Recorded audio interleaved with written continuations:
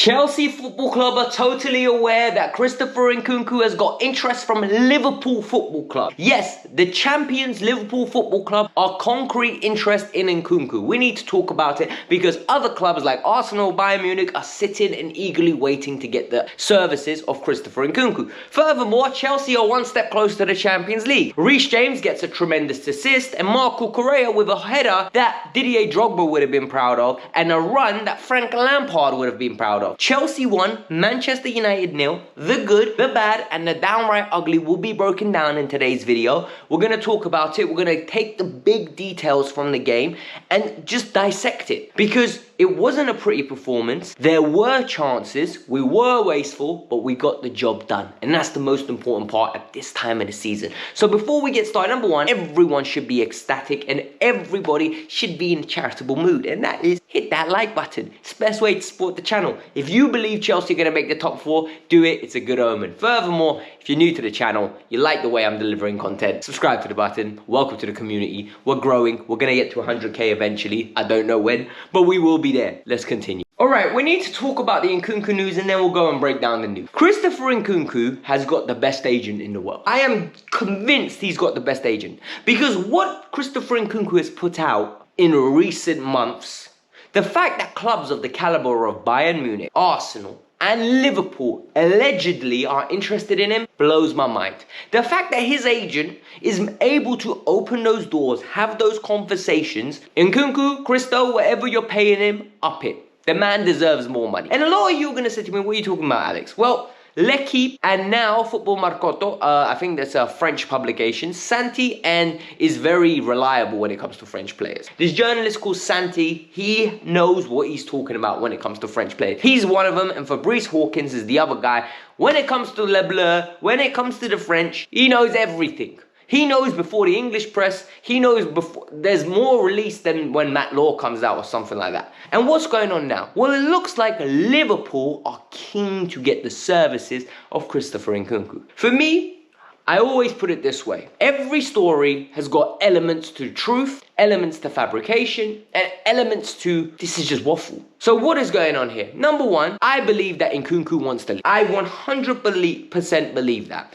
I believe Chelsea want to sell him. What I don't believe is Liverpool and Arsenal want him.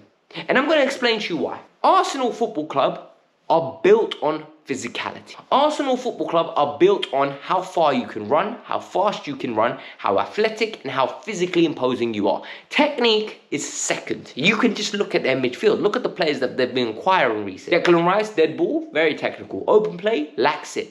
Moreno, Havertz. Players that are very machine-based oriented. They will get around, they'll clamp you, they're empowering, they're enforcers. Nkunku doesn't fit that mold. Then you look at Liverpool's team. Fast, pacey wingers with willing pressers, run for the team, run that extra mile, very work ethic based team. Nkunku doesn't fit that either. Then you look at the way they do business and they acquire players, right? Liverpool, they're more stingy than us. We spend money, we just spend it on kids with low wages. Liverpool, unless the conditions are perfect, they ain't spending the money. Look at Chiesa, 12 million, and they told Slot, hold it, you're not getting it. I don't believe this story. What I believe is happening here is his agent is going around France and he's basically putting his client's name out. He's reminding the world, Christo was a good player at Leipzig, came to Chelsea, they turned him bad. Buy him, he will change your life. The reality is though, and people don't want to accept it, and this is the truth. I'm going to tell you the cold hard truth and people will be upset. You can't blame Chelsea for this. What happened? Nkunku came to Chelsea with a big injury because they signed him on a pre-contract. He got injured before the World Cup. He came back, never fully recovered. Under Mauricio Pochettino, the physical aggression of the training, he couldn't withstand it. He kept on getting injured. Injury prone, injury after injury. And then he came back at the end of the season. We saw glimpses. People remember the Brighton performance. They don't remember the Liverpool performance where he played as a 9. They don't remember how lackluster he looked. They don't remember how unathletic he looked. Then what happened was everyone decided, oi, he's going to be the savior. When you're losing, the idea of the person that's not there is better than actually the reality of it. Ask yourselves the question, how many people speak positively about Mikhailo Mudryk right now? When he was playing, everyone was critical. Everybody was critical. Now, everybody's super positive. Why? Because he's not playing, so the idea of him is better than the reality. It's the truth. So what's going on? This player wants to leave. Chelsea are going to try to sell him.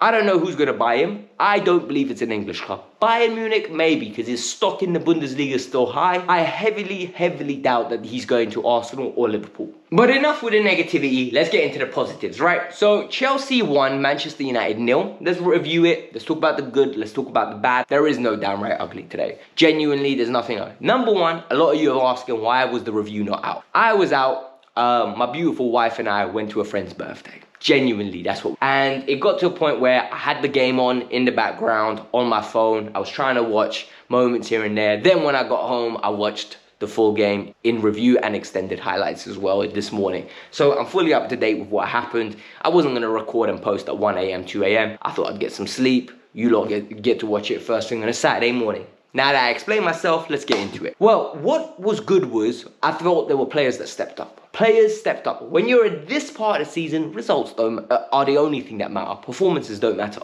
Because no one will say, oh, the performance was great, but we didn't win. Everyone will say, who cares how you play? Let's get the 3 points. Reece James, Cucurella, Caicedo, Toussaint, Colwell, Sanchez. Round of applause. Round of applause. Applause to every single one of you. Men. Real men. They stood up, bullied, made this game into a physical battle. And what I loved about it was, it wasn't pretty. It was scrappy. It was tacticless. It was loose possessions. But they were men. They were Jose Mourinho players. We will get the job done. It don't matter how, it will be done. We will fix it. You know them ones where you call the guy, you're like, hey mate, I need this bill. Can you do it? It'll be done. No problem. You believe him. And this is what those men did. And I was so proud of them. And it was impressive in the way that they stood up. There was character. There was one time the ball was bouncing and Caicedo moved Højlund like a sack of potatoes, bruv.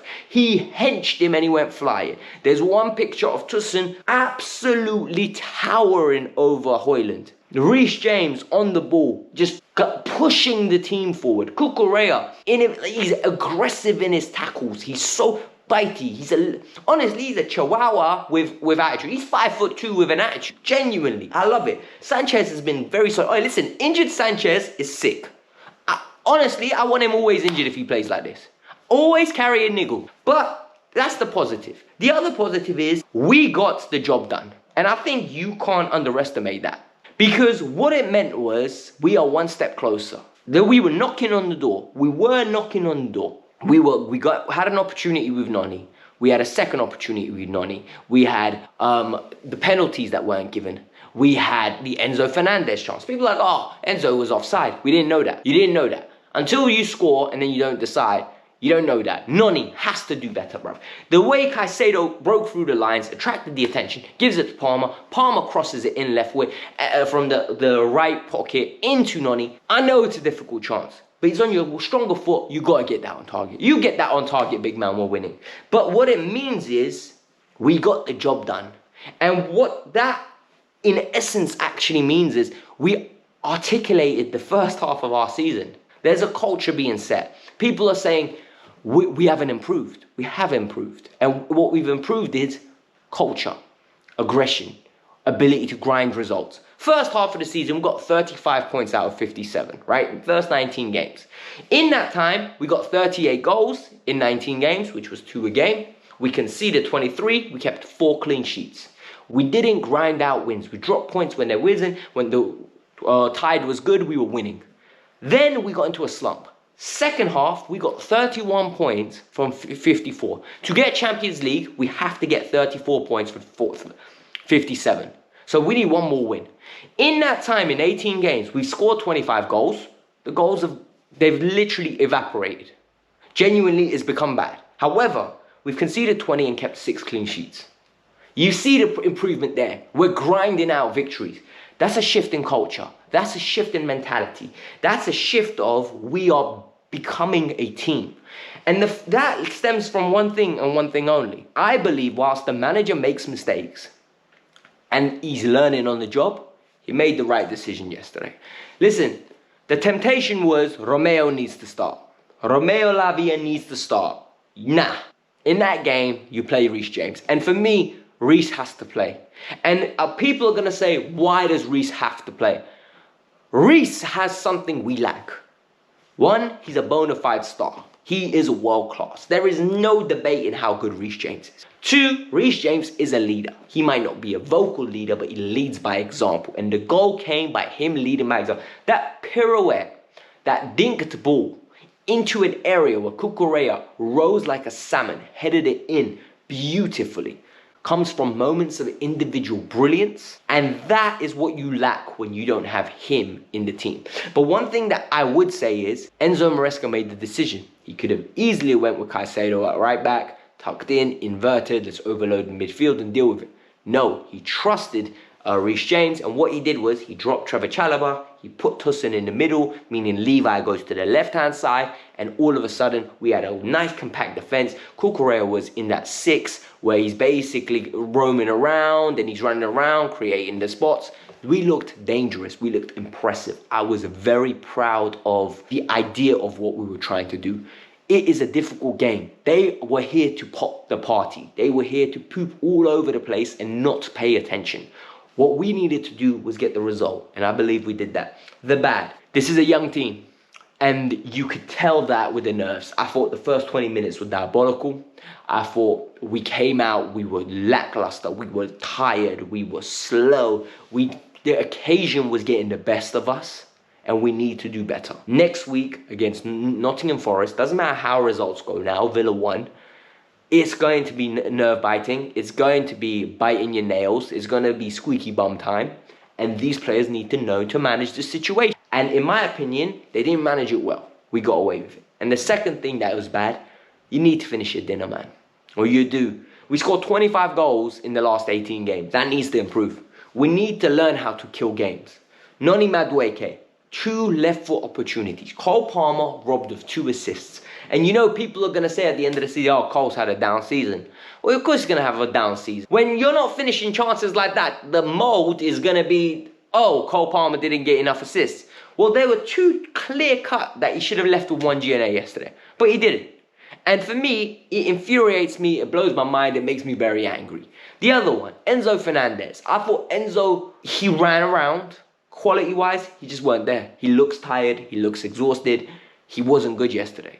For every bit I praise Caicedo, Tosin, Colwell, Reece, Nkunku, I expect more from Enzo Fernandez. And people are going to say, Alex, it's one bad game. I agree with that. But you know what? That one bad game could cost us what? It could cost us Champions League football. Next week, no excuses. I need him to step up. And the final thing, what I'm going to say is, the penalties didn't punish us at the end, but I want referees to make those right decisions right. You can come out and waffle now and be annoyed now and be like just speaking in hindsight like Captain Obvious. But the George penalty is a penalty. Why? Because the Delap one was a penalty and we dropped points against Ipswich because of that.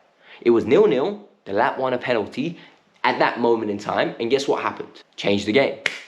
George wins the exact same penalty. It's given. We overturn it. And all of a sudden, no penalty.